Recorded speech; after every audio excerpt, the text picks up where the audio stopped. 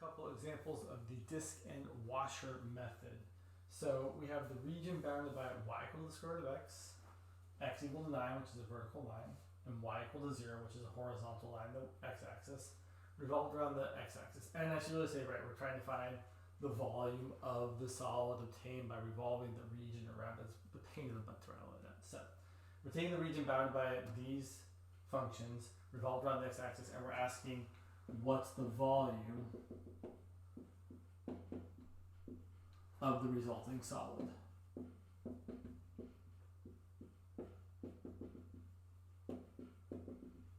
And the idea is, if I'm revolving around the x-axis, I'm taking a vertical strip.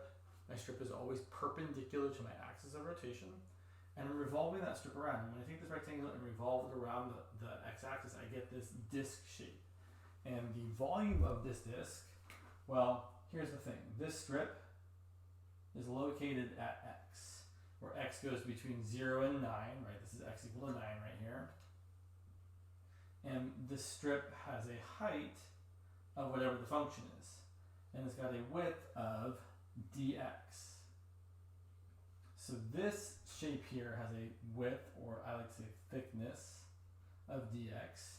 And it's got an area that is pi times the radius squared, where the radius is this height, right? If you look at this here, I'm trying to draw it, right?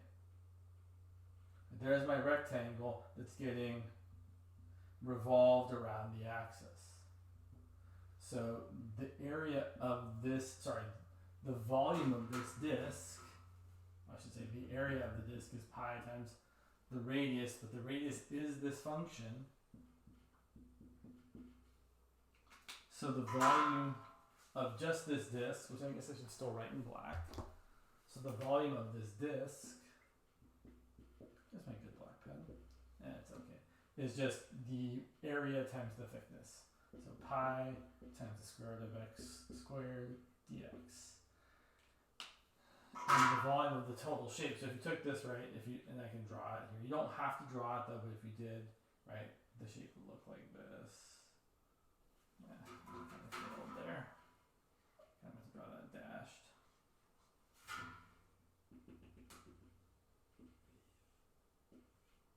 Right, that's your shape. It's the solid looking bowl thing. So then the total volume is just you're adding up all these strips, right?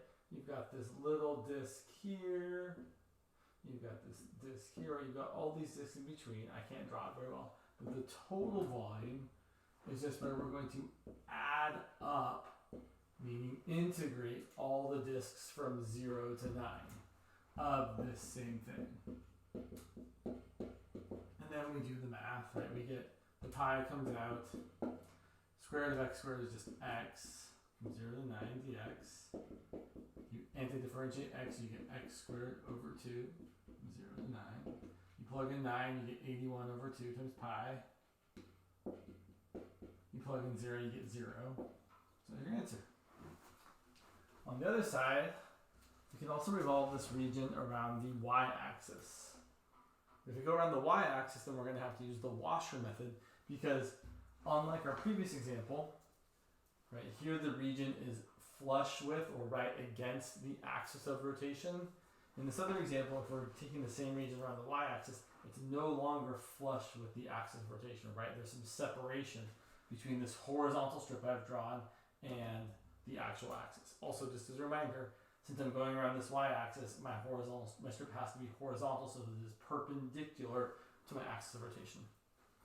So to find the volume of this washer, well again, just like for the volume of this, the volume of the washer is just the area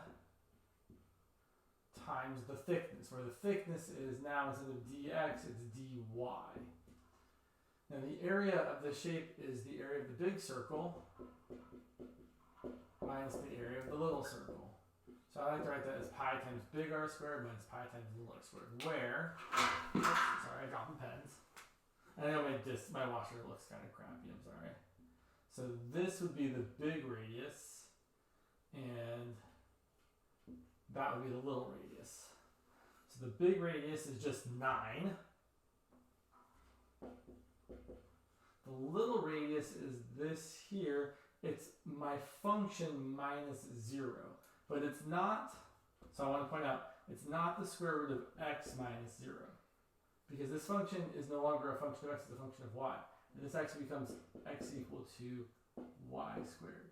Right? It's not root x minus 0 because this is not y equals 0. This line is x equals 0. So it's got to be x equals y squared for this point minus x equals 0 to get this distance. So the radius isn't this. It's y squared minus 0. Also, we know it's going to have to be in y in terms of y because we have a dy, meaning we're going to have to integrate with respect to y. So to set this up, so my volume of my washer, which is I'm trying to write in black.